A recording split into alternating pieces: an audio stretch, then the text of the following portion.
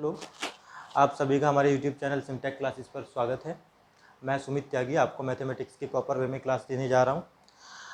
अब मैं आपसे डेली कनेक्टेड रहूंगा। दूसरी बात यह है कि अब जो क्लासेस होगी वो दिल्ली पुलिस को टारगेट करके क्लासेस दी जाएगी।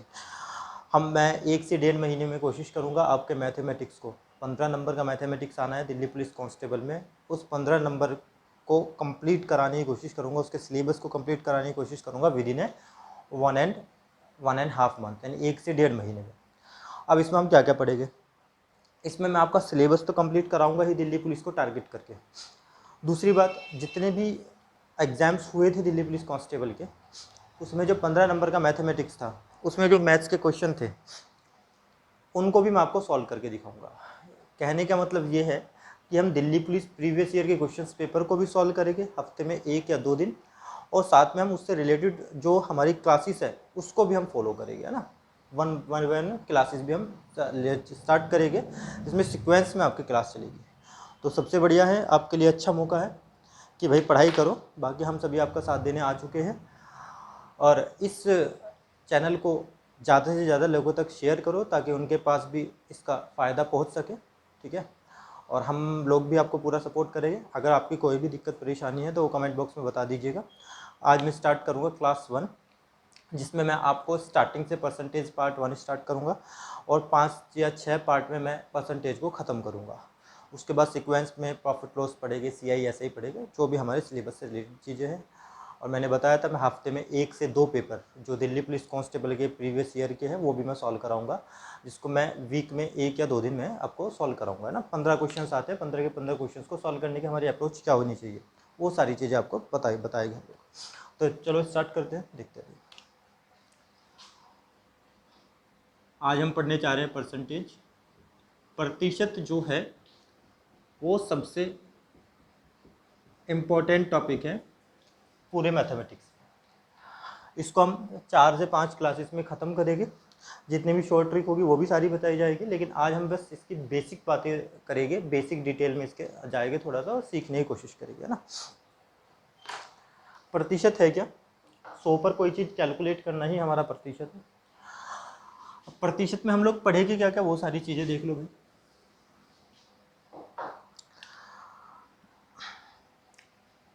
देखो, किसी भी फ्रैक्शन को, इसको हम कहते हैं भिन्न।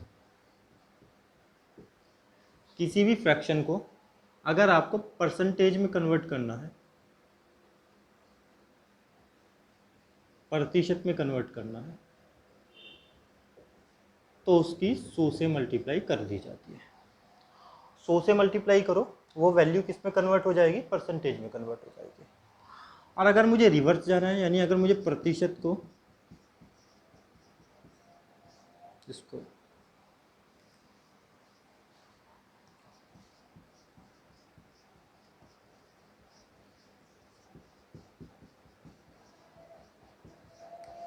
फ्रैक्शन में कन्वर्ट करना है, इसको मैं हिंदी में कहूँगा भिन्न। भिन्न किसे कहते हैं? जिसमें एक न्यूमरेटर होता है, एक डिनोमिनेटर होता है। तो मुझे उसकी 1/100 से मल्टीप्लाई करनी है, या फिर मैं कह दूँ 100 से उसको डिवाइड करना है। बस इतना ही याद रखना है, इसी से पूरा मैथमेटिक्स तुम्हारा कवर होगा। और देखना परसेंटेज का यूज़ कहाँ कहाँ होगा, यही है सारी चीज़ें। मेन चीज़ यही है, पूरे टॉपिक में हम यही पढ़ने जा रहे हैं। बस इसको याद रखो, भिन्न को प्रतिशत में बदलना है 100 से मल्टीप्लाई, प्रतिशत को भिन्न में कन्वर्ट करना है तो 1/100 से मल्टीप्लाई। कहने का मतलब ये है सीधी सीधी भाषा में कि अगर आपको प्रतिशत का साइन लगाना है, अगर आपको प्रतिशत का साइन लगाना है तो 100 से मल्टीप्लाई कर दीजिएगा, और आपको प्रतिशत का साइन अगर हटाना है तो 100 से डिवाइड कर दो। 100 से डिवाइड करो, या फिर मैं कहूँ 1/100 से मल्टीप्लाई करो। यही हमारा फ्रैक्शन है और यही हमारा परसेंटेज है। तो अगर परसेंटेज का साइन हटाना है तो 100 से डिवाइड कर देना भाई, परसेंटेज का साइन लगाना है तो 100 से मल्टीप्लाई कर देंगे हम लोग। अब देखिए, कुछ स्टैंडर्ड जो हमारी फ्रैक्शंस होते हैं, कुछ स्टैंडर्ड फ्रैक्शंस होते हैं जो हमारे एग्जाम में बार बार रिपीट होती है, उसको हमें डायरेक्टली याद रखना है। मैं बताता हूँ कौन कौन सी स्टैंडर्ड फ्रैक्शंस है। और जो जैसे कुछ क्वेश्चंस में जैसे आ जाता है 23%, इसको हमें फ्रैक्शन में कन्वर्ट करना है तो ज़्यादा बड़ा कोई इशू नहीं है, उसको हम डिवाइड बाई 100 करके ऐसे ही कर देंगे, है ना। मेरे कहने का मतलब ये है कि जो स्टैंडर्ड फ्रैक्शंस है उन्हें हमें याद रखना है, और वो कौन कौन सी स्टैंडर्ड फ्रैक्शंस है जो एग्जाम में बार बार रिपीट होती है वो मैं आपके सामने अब लिखने जा रहा हूँ ना। वन बाई वन हम पढ़ के चलेंगे सारी चीज़ों को। देखो जैसे मैं बात करूँ 1/2, इसको अगर मुझे प्रतिशत में बदलना है तो इसकी 100 से मल्टीप्लाई करो। अगर 100 से मल्टीप्लाई करोगे तो 1/2 का मान कितना बनेगा भाई, 50%। इसी तरह से अगर मैं कहूँ 1/3 प्रतिशत में बदलो तो 1/3 गुना 100, ये कितना होगा 33 से 1/3%। अगर मैं कहूँ 1/4 को प्रतिशत में बदलो तो 1/4 गुना 100, इसको कितना लिखेंगे हम 25%। अगर मैं कहूँ 1/5 को परसेंटेज में कन्वर्ट करूँ तो 1/5 कितना होता है हमारा 20%। 1/6 कितना होता है हमारा 16 से ही 2/3%।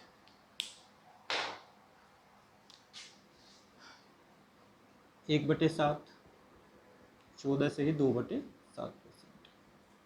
1/8 12 से ही 1/2%। 1/9 11 से ही 1/9%। ये सारी फ्रैक्शन है और इनके मैं मान लिख रहा हूँ किसमें, परसेंटेज में।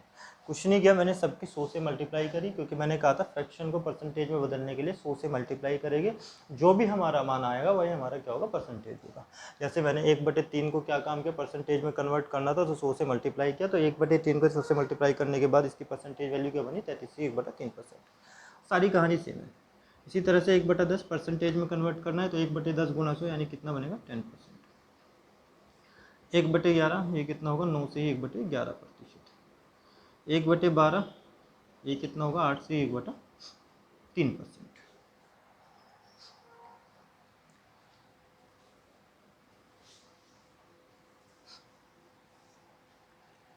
1/13 7 से ही 9/13%।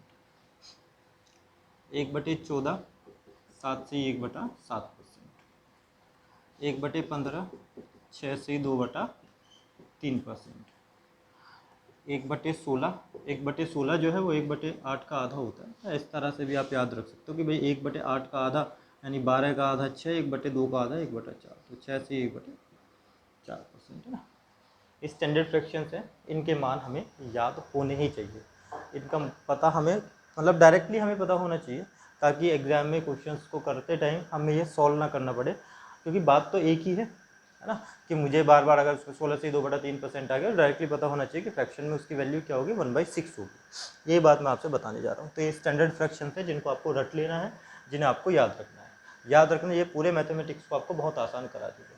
आगे बढ़े।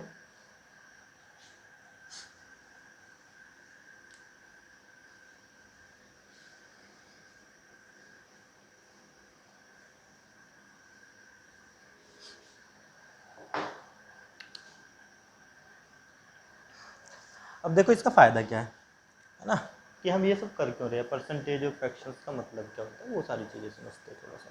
इसका फ़ायदा भाई ये है कि कहीं कहीं हमारा परसेंटेज काम करता है, कहीं कहीं हमें क्वेश्चंस को आसान बनाने में उसी का फ्रैक्शन जो है, उसी का जो दूसरा नाम है जिसको मैं कह सकता हूँ फ्रैक्शन, एक ही बंदा है लेकिन उसका जो दूसरा रूप है वो है फ्रैक्शन, उसको यूज़ करके हम उस क्वेश्चन को आसानी से सॉल्व कर सकते हैं। कहने का मतलब ये है कि परसेंटेज ऑफ फ्रैक्शन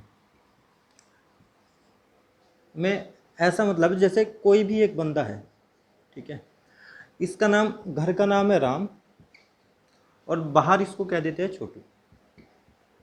तो मुझे ये बताओ कि बंदा कौन है, ये रहा बंदा। अगर मैं इसको राम कह के बुलाऊं तब भी ये आएगा, इसको अगर मैं छोटू कह के बुलाऊं तब भी यही बंदा आएगा, क्योंकि एक ही तो बंदा है, इसके दो अलग अलग नाम है।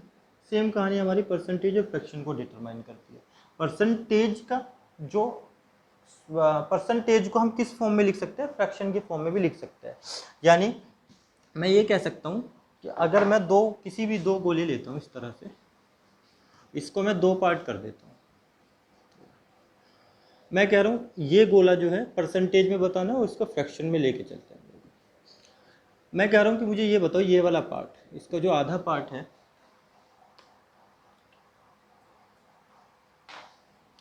इसका जो ये आधा पार्ट है ये, इसका मान कितना? आप कहोगे सर इसका मान परसेंटेज की अगर बात करूँ तो 50% है। मैं कहूँ फ्रैक्शन में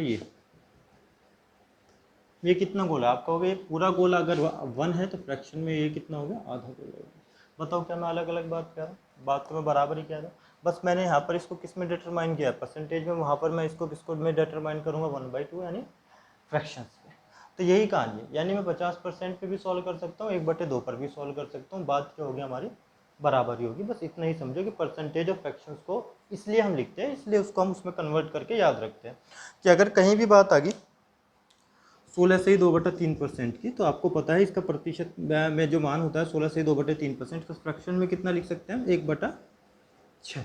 तो अगर मैं 16 से ही 2/3% में किसी वैल्यू को सॉल्व करूँ या उसी वैल्यू को 1/6 पर सॉल्व करूँ, तो बात मेरी क्या है? बराबर है। आई होप बात समझ पा रहे होगे। तो इसलिए हम फ्रैक्शंस को परसेंटेज और परसेंटेज को फ्रैक्शंस में स्पीड से कन्वर्ट करना सीखते हैं, और इसलिए हम इसको याद रखते हैं जो स्टैंडर्ड फ्रैक्शंस है ना। अब कुछ और फ्रैक्शंस है जिनको आपको याद रखना है। जैसे मैं बात करूँ अब 1/3, 33 से ही 1/3% भाई। 2/3, 66 से ही 2/3%।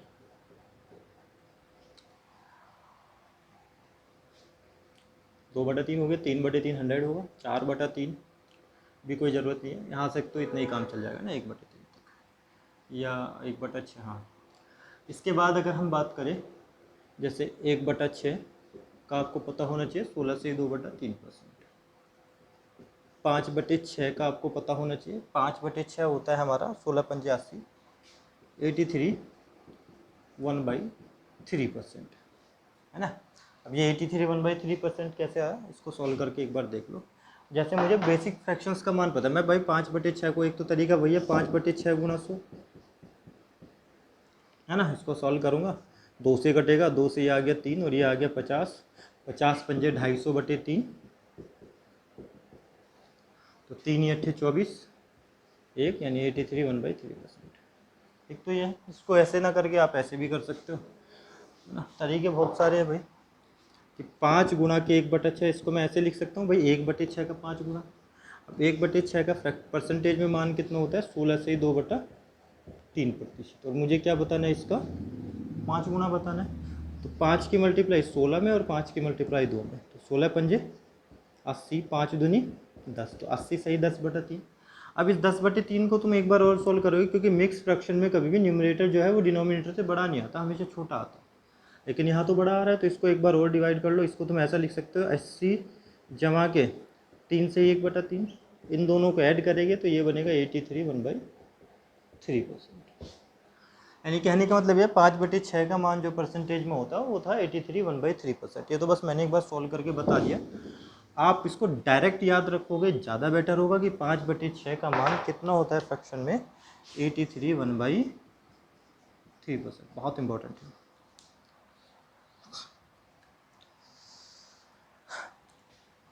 इसके बाद 1/7, इसको हम कहते हैं 14 से ही 2/7%, जो मैंने बताया था। 2/7 का मान याद रख लो भाई, ये होता है 28 से ही 4/7%। 3/7 बहुत इंपॉर्टेंट है, इसको हम कहते हैं 42 से ही 6/7%। वैल्यू आ जाती है, किसी संख्या को 42 से 6/7% बढ़ा दिया, तो याद रखना कि मैं क्या काम कर रहा हूँ, मैं उसको 3/7 बढ़ा रहा हूँ। 4/7 की हमें ऐसी कोई ज़रूरत नहीं है, 5/7 की भी ऐसी कोई ज़रूरत नहीं है, फिर भी चलो 5/7 को लिख लेते हैं। 5/7 सॉल्व नहीं कर लेंगे, मल्टीप्लाई 100 करके भी कर सकते हैं इसको, लेकिन 5/7 1/7 का मान होता है 14 से 2/7%। 5/7 का मान होगा तुम्हारा 14 पंजे 70, है ना, 5 दूनी 10 यानी 71 3/7%। एक बार सॉल्व करके देख लेना इस तरह से, 5 गुणा के 1/7, ये हमारा होगा हमारा 5 गुणा के 14 से ही 2/7%, तो 14 पंजे 70, 5 दूनी 10, तो 70 10 इतना बन गया। इसको अगर मैं आगे सॉल्व करता हूँ तो ये होगा 70 जमा के 1 से ही 3/7, और कितना बनेगा मेरा? इसको ऐड करके 71 3/7%। तो इसलिए मैंने कहा था डायरेक्टली 5/7 की वैल्यू कितनी होती है? 71 से ही 3/7%। आप सॉल्व करके मत देखना, आप इनको डायरेक्ट याद कर लेना, ज़्यादा बेटर होगा, है ना। ठीक है, ये बार बार रिपीट होने वाली चीज़ें हैं, इनको आप याद रखोगे ज़्यादा बेटर होगा डायरेक्टली, ठीक है ना। इसके बाद अगर मैं बात करूँ,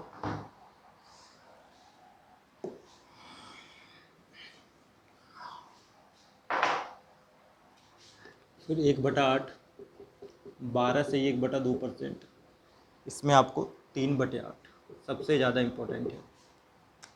जो इम्पोर्टेंट है उस पर मैं डबल टिक कर रहा हूँ। 3/8 का मान होता है 37 से ही 1/2%। इसके बाद 4/8, 1/2 ही होता है 5/8।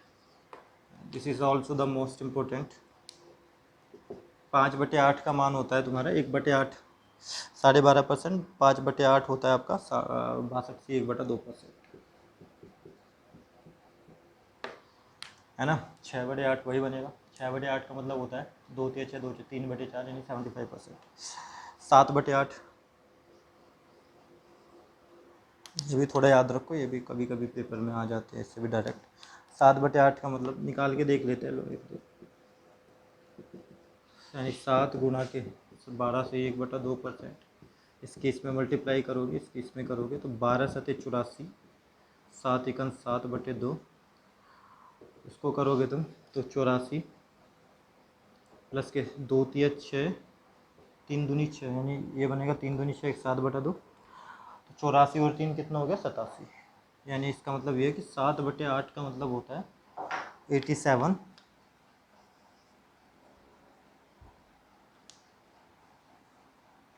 1/2%। इसको भी याद रख लेना भाई। तो 1/8 में हमारा ये सफिशिएंट है।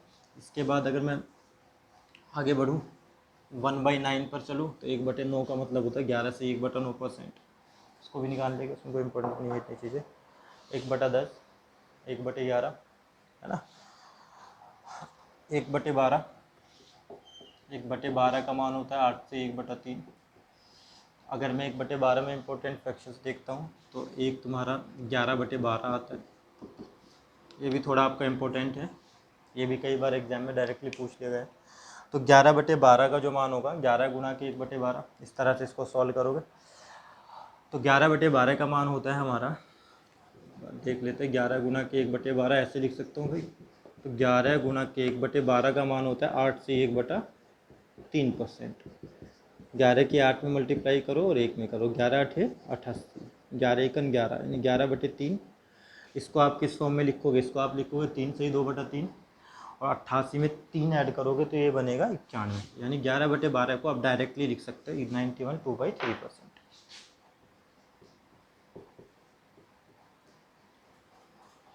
ठीक है। इसके बाद 13 में कुछ ऐसे इम्पोर्टेंट नहीं है। 14 की अगर मैं बात करूँ तो 14 में भी कोई नहीं, कुछ ऐसा इंपॉर्टेंट नहीं है जो आपको याद रखना। और अगर कुछ है भी, जैसे सपोज कुछ भी आए, मैं कह रहा हूँ कि 23% आ गई कोई वैल्यू, तो उसमें कुछ नहीं करना भाई, 23% को 23/100 ऐसे डिवाइड बाई 100 या मल्टीप्लाई 100 करके हम डायरेक्टली उस चीज़ को निकाल लेंगे। ये चीज़ से अलग अगर कोई भी हमारी इन फ्रैक्शन से अगर कोई भी हमारी फ्रैक्शंस होती है तो मल्टीप्लाई 100 करके उसको हम सोल्व कर लेंगे, वो इतनी बड़ा इशू नहीं है हमारे साथ, है ना। बाकी इन सब बेसिक चीज़ों को आप देख लेना। अब इनसे अलग क्या है वो देख लेते हैं हम। ये तो हमारे बेसिक फ्रैक्शंस थे। अब जैसे बड़ी बड़े परसेंटेज बन जाती है, जैसे मैंने कहा 116 से ही 2/3%, तो 116 से ही 2/3% को आप इस तरह से सॉल्व करोगे, 16 × 48 और 2 50, है ना। तो 16 × 48, 3 एकन 3, तो 348, और कितना हो गया 350/3, इतना परसेंट हो गया भाई। प्रतिशत हटाना है तो 350/3 गुणा के 1/100, सोल्व करोगे 0 से 0 खत्म, 5 सत्ते 35, 5 दूनी 10, 3 दूनी 6, तो ये बनेगा मेरा 7/6। इतना तामझाम ढूंढने की ज़रूरत नहीं है ना, ये तो बेसिक हो गया कि भाई प्रतिशत हटाना है तो 1/100 से मल्टीप्लाई करना है। अगर आपको बेसिक स्टैंडर्ड फ्रैक्शंस पता है तो आप इसको डायरेक्टली कर सकते हो कैलकुलेट, या फिर याद भी रख लो। आपको कुछ नहीं करना, आपको ना इनको 100 की टर्म में, 200 की टर्म में, 300 की टर्म में, है ना, एक परफेक्ट परसेंटेज की टर्म में इसको डिवाइड करना हम लोग को। जैसे 116 की बात करूँ तो मैं इसको 100 की टर्म में तोड़ लेता हूँ। इसको मैं ऐसे लिख सकता हूँ 100 प्लस के 16 से 2/3%। और 100 में अगर मैं 16 ऐड करूँगा तो 116 बनेगा। अब मैंने कहा था 100% का मान फ्रैक्शन में कितना होता है भाई 1। 16 से 2/3% का मान कितना होता है 1/6। तो 1 प्लस के 1/6 का मतलब है 1/1 से 1/6, जिसको मैं लिख सकता हूँ 7/6। ठीक है, यहाँ से आपकी एक चीज़ और क्लियर होगी, ये जो मिक्स फ्रैक्शन होती है, इनके जो बीच में ये जो साइन होता है, ये प्लस का साइन होता है हमेशा। बच्चे गलती करते हैं, इसको मल्टीप्लाई का साइन बताते हैं, जो कि सरासर गलत होता है हमारा। अगर मैं बात करूँ 2 से 2/3 की, तो इसके बीच में जो होगा ना, ये हमेशा प्लस का साइन होगा, ना कि मल्टीप्लाई का साइन। अगर मैं ऐसे लिख रहा है कहीं पर 2 प्लस के 3 प्लस के 1/7, तो मैं इसको ऐसे जोड़ के लिख सकता हूँ 5 जमा के 1/7, यानी इसका मतलब ये है 5 से 1/7। हमेशा बीच में प्लस का साइन होता है, ये याद रखना। आगे बढ़ते हैं। तो ये बड़ी परसेंटेज है, अगर आपको स्टैंडर्ड फ्रैक्शंस आती है, स्टैंडर्ड परसेंटेज आती है ना, तो आप उस बड़ी से बड़ी चीज़ को भी बिना कैलकुलेट किए ऐसे मेंटली आप सॉल्व कर सकते हो। और देख लेते हैं भाई, जैसे मैं कहूँ 666 सही 2/3%, इसको मैं ऐसे लिखूँगा 600 प्लस के 66 सही 2/3%। अब 600% का मान कितना होता है भाई 6, 66 सही 2/3% का मान कितना होता है 2/3, यानी 36 18 और 2 20/3 इसका मान आएगा। आई होप बात को समझ पा रहे होगा। अभी आपको थोड़ा बोरिंग सा लग रहा होगा, लेकिन अगर ये सीख गए तो समझना परसेंटेज में कुछ भी नहीं बचा, फिर आराम से आप डायरेक्टली सॉल्व कर लोगे। मैं बहुत छोटे छोटे बेसिक यानी आपको डायरेक्ट शॉर्टकट भी सिखा दूंगा। और ये भी याद रखना कि जो मैं मेथड्स बताऊंगा, जो मैं तरीके बताऊंगा, और जितने भी यूट्यूब पर मैथमेटिशियंस हैं, तो जिनका सबसे बेस्ट, जो इनका सबसे बेस्ट तरीका होता है, जो सबसे बेस्ट अप्रोच होती है, मैं वो अप्रोच सिखाने की आपको पूरी कोशिश करूँगा ना। ये तो देखो बेसिक चीज़ें हैं, इनका तो आप कहीं भी अगर कभी भी अगर आप अर्थमेटिक या मैथमेटिक्स पढ़ना शुरू कर रहे हो ना, तो इसको तो आपको इसी तरह से सीखने में फ़ायदा है। ठीक है, अब बताने को तो इस तरह से भी कह सकता हूँ कि भाई 10% का मतलब होता है 1/10, या फिर मैं कहूँ उसको 0.1, है ना। फिर हम उसको मल्टीपल फ्रैक्शंस ले सकते हैं, या फिर हम उसका पॉइंट्स में डेसिमल्स तक में जा सकते हैं ना। तो बहुत सारी चीज़ें सीखने के लिए, तो वो धीरे धीरे आगे चल के सीखेंगे। अभी हमें 15 नंबर पे फोकस करना है, और 15 नंबर पे फोकस करने के लिए हमें जो चीज़ उसके लिए स्पेसिफिक है उसी पर हम कॉन्सेंट्रेट करेंगे। जब हम अलग से मतलब जब एसएससी वगैरह की अगर मैं बात करूँगा, तो उसमें ये सारी चीज़ें तो होगी ही, एडिशनल क्या पढ़ सकते हैं, एक्स्ट्रा क्या पढ़ सकते हैं, वो सारी चीज़ें हम उसी समय पढ़ेंगे। अभी फ़िलहाल हम दिल्ली पुलिस को और जितने भी उससे रिलेटेड एग्जाम्स है, जैसे ग्रुप डी वगैरह हो गया, उनको फोकस करके मैथ पढ़ रहे हैं ना। तो ज़्यादा ये नहीं है कि ज़्यादा हाई लेवल की चीज़ें पढ़ेंगे, जब हाई लेवल की चीज़ें पढ़ाने का टाइम आएगा तब उसको पढ़ाएंगे। आपको हाँ एक फ्रैक्शन और याद रखनी है, परसेंटेज 57 से 1/7%, ये भी बहुत इंपॉर्टेंट है, जिसको हम कहते हैं 4/7। ये सब आपको याद रखना है, यानी ये सब आपको ना टिप पर होना चाहिए। जैसे मैं कहूँ 57 से 1/7% का मतलब कितना होता है 4/7। मैंने कहा 16 से 2/3% कितना होता है 1/6। सोचने में भी टाइम नहीं लगना चाहिए कि मैं 16 से 2/3% कहूँ या 1/6 कहूँ, बात क्या होगी बराबर ही होगी। ठीक है, तो एक तरीका तो था हमारा मल्टीप्लाई 100 और मल्टीप्लाई 1/100 करके हम किसी भी फ्रैक्शन को परसेंटेज में कन्वर्ट कर सकते हैं, परसेंटेज को फ्रैक्शन में कन्वर्ट कर सकते हैं। अब इसके 2 से 3 तरीके और हैं, तरीके तो काफ़ी सारे हैं, लेकिन 2 से 3 चीज़ें और हैं जिसको जो हमें पता ही होना चाहिए, है ना, और उसको और सीख लो एक बार। फिर आगे मैं जो नेक्स्ट क्लास होगी उसमें मैं आपके क्वेश्चन स्टार्ट करूँगा, और मैं दिखाऊंगा कि जब हम दिल्ली पुलिस का जो प्रीवियस ईयर का क्वेश्चन पेपर आया था, उसके 15 क्वेश्चंस में 1 बाय 1 लिखूंगा, और मैं बताऊंगा कि किस तरह से हमारी सॉल्व करने की अप्रोच होनी चाहिए। ठीक है, कोशिश करूंगा शायद आज या कल या नेक्स्ट क्लास में ही आपको एक क्वेश्चन पेपर मैं सॉल्व करके दिखा दूँ कि किस तरह से हमें सॉल्व करना चाहिए।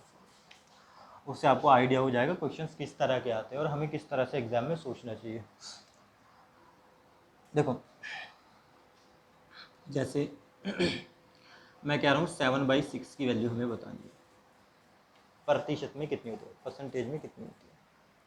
तो एक तो तरीका भाई है आपका 7/6 इंटू 100, इसको सॉल्व करोगे तुम्हारा निकल के आ जाएगा, है ना। एक इस तरह से भी होता है कि ऊपर वाले पार्ट को ना हम दो पार्ट में डिवाइड कर लेते हैं, जो कि एक तो डिनोमिनेटर के बराबर होता है। कहने का मतलब ये है, जैसे 7 है तो इसको तुम ऐसे लिख लो 6 जमा के 1/7, सॉरी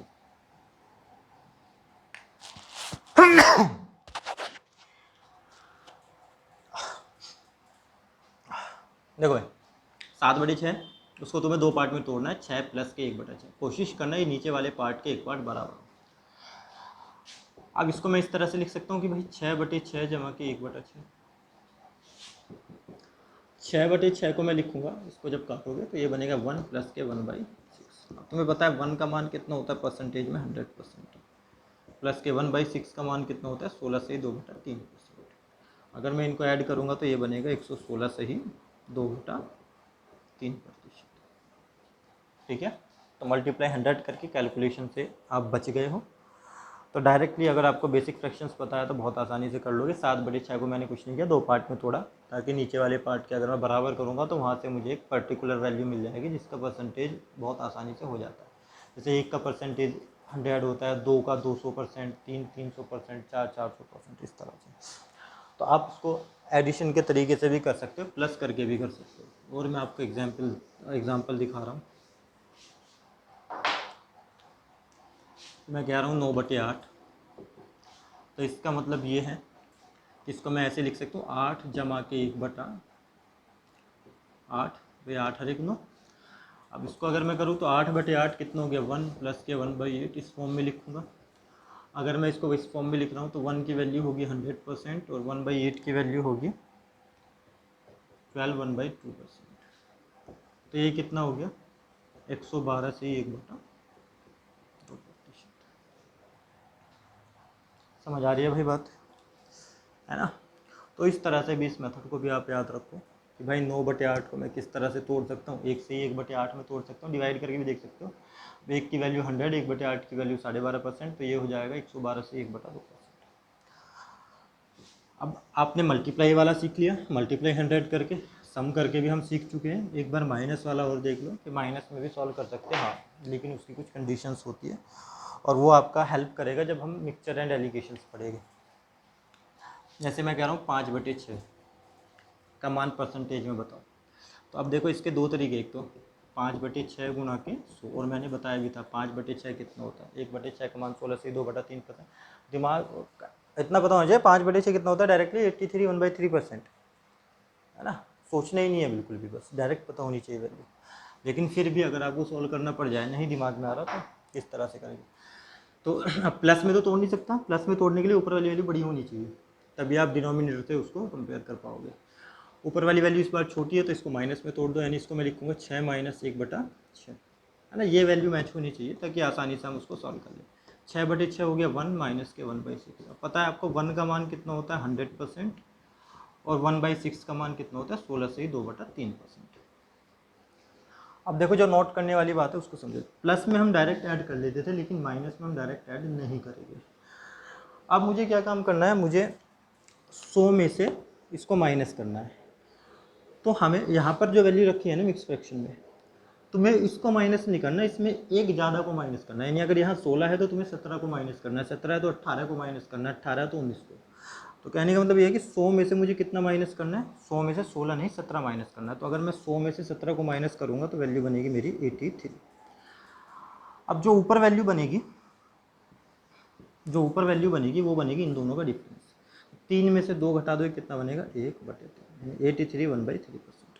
याद रखो ये 83 कैसे बना, ये हुआ 100% माइनस के 17%, और ये 1 कैसे है, ये आया 3 माइनस के 2। ठीक है, न्यूमरेटर में जो वैल्यू बनेगी मिक्स फ्रैक्शन के, वो डिनोमिनेटर और न्यूमरेटर का डिफरेंस बनेगी। और 100 में से यहाँ पर हम एक एक्स्ट्रा वैल्यू को, मतलब एक प्लस करके माइनस करेंगे अगर हमें मिक्स फ्रैक्शंस माइनस करनी है किसी पर्टिकुलर कंप्लीट नंबर में से। और ये तरीका हर जगह काम करेगा, याद रखना भाई। और ये हमारा इंपॉर्टेंट भी है। कैसे इंपॉर्टेंट है मैं बताता हूँ।